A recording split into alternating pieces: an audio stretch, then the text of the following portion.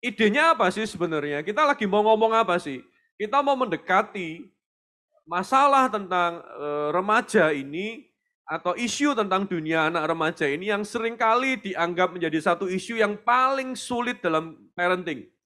Kalau kalau kita boleh jujur, kalau kami juga boleh jujur, ada banyak orang tua yang datang dan berkata sangat sulit ini untuk urusan anak remaja. Sebagai orang tua, we have to know, gitu ya. Kita harus tahu God's will, apa sih kehendak Allah dan rencana Allah untuk anak-anak remaja kita, begitu.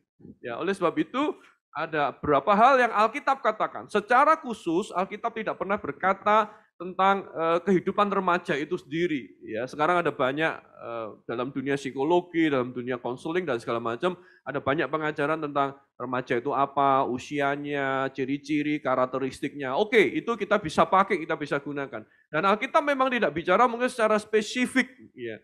Namun menariknya dalam berbagai teks-teks Alkitab yang berkaitan tentang parenting, kita bisa menemui banyak prinsip yang kemungkinan besar itu ditujukan kepada usia remaja dan pemuda.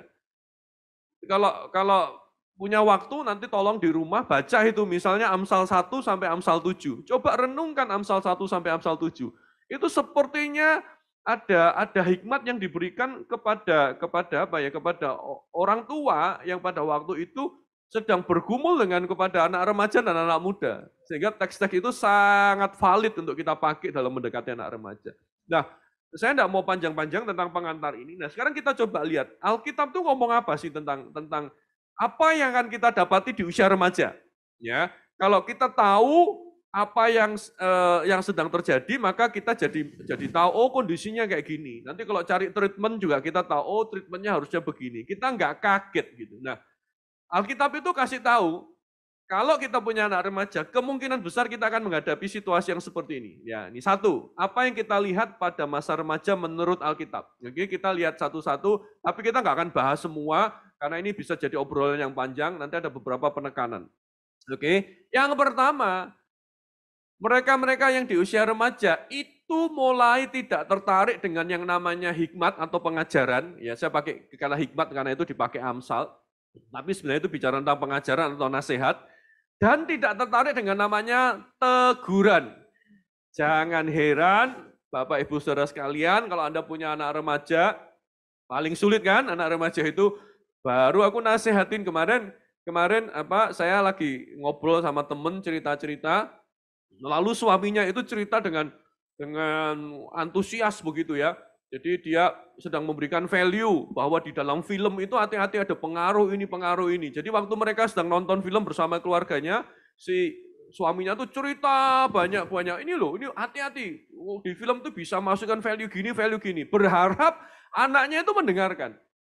Tapi tiba-tiba istrinya nyeletuk di sebelahnya. Nah, itu pas dia ngomong begitu, maksudnya suaminya itu lagi ngomong gitu. Langsung anak-anak itu ngomong, sudah tapi kita bisa nonton enggak?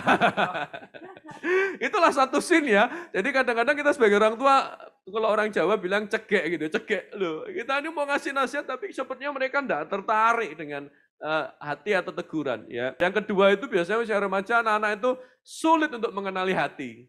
Ya, jadi hati-hati juga atau be careful dengan semboyan, ikuti kata hatimu. Karena di usia remaja kalau kita tidak hati-hati, sebenarnya setiap kita ini juga pada waktu remaja, itu masa-masa di mana sedang mencari sesuatu. Anak remaja itu sulit untuk mengerti. Jadi ketika orang tua tiba-tiba dengan judgmental spirit berkata, anak remajaku itu suka memberontak. They don't know. Mereka tidak sadar bahwa mereka sedang memberontak. That's the problem gitu. Itu problemnya bukan mungkin Vijay ngalami itu ya, ketemu ya dengan anak remaja itu. Jadi kita blame itu semua blame itu. Kita boleh kasih title apa saja itu. Ngomong apa? Oh remaja itu begini, remaja itu begini, remaja itu begini. The problem adalah mereka nggak bisa kenali itu. Ya, itu di masa. Makanya banyak yang ngomong masa remaja itu masa krisis identitas. Walaupun kalau kita boleh jujur, sampai tua pun banyak orang tua yang krisis identitas. Ya kan?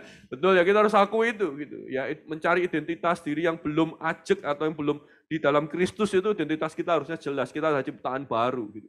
Nah, Tetapi di usia remaja, urusan hati ini banyak sekali. Banyak sekali akan muncul. Dan kita harus sadari itu kondisinya. Mereka sedang bergumul bahkan dengan hati untuk mengerti hati mereka itu sulitnya minta ampun. Ya, nah sebenarnya kalau di Alkitab itu mungkin secara teologis ya, Alkitab itu enggak pernah membedakan antara namanya pikiran dan perasaan. Pikiran dan perasaan itu jadi satu gitu ya. Tapi kadang-kadang di dalam remaja itu tambah bingung gitu. Jadi dia tidak bisa kendalikan perasaan, dia nggak bisa perintahkan pikirannya, nggak bisa merintahkan perasaannya. Makanya ada banyak remaja disebut baperan kan gitu kan ya, baper dan segala macam. Dan itu terjadi banyak. Saya pernah menyebutkan ciri-ciri remaja itu namanya parah pilah. Parah pilah. Mereka itu gampang lapar. Ya, anak remaja itu gampang lapar, gitu kan? Gampang lapar, ya. Parah itu lapar, gampang laparan. Jadi jangan heran kalau anak remaja Anda cari makan banyak, penuhilah rumahmu dengan makanan apa saja. Karena itu justru kesempatan engkau bisa connect dengan anak remaja pertama kali harus dengan makanan, tidak bisa lain. Ya kecuali sekarang ya, banyak remaja itu sebetulnya jaga badan. Tetapi karena Tuhan itu baik, Tuhan itu siapin kayak tubuhnya anak remaja itu sebetulnya menuntut untuk gampang lapar. Jadi jangan takut ya masa-masa remaja ya. Yang penting kita bisa, jangan dimarahin kalau mereka itu baru makan nanti lapar lagi. Itu ciri-cirinya remaja ya. Contohnya Kak Vijay yang masih remaja hari ini. Ya, gampang lapar ya Kak Vijay ya. Sangat gampang lapar. Nah, tetapi setahu saya kamu sering nemenin banyak remaja makan bareng ya.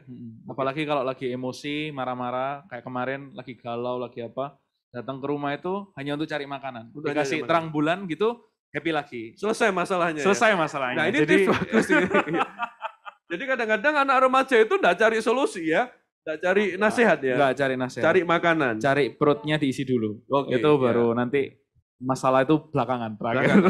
Ini tips. Ini kami bukan guyonan yang enggak ada meaningnya ya, Bapak Ibu Saudara. Tapi dari yang kami lihat itu cirinya lapar, gampang lapar. Ya itu kita harus selesaikan gitu ya. Lalu parah ya, parah tuh rahnya gampang marah.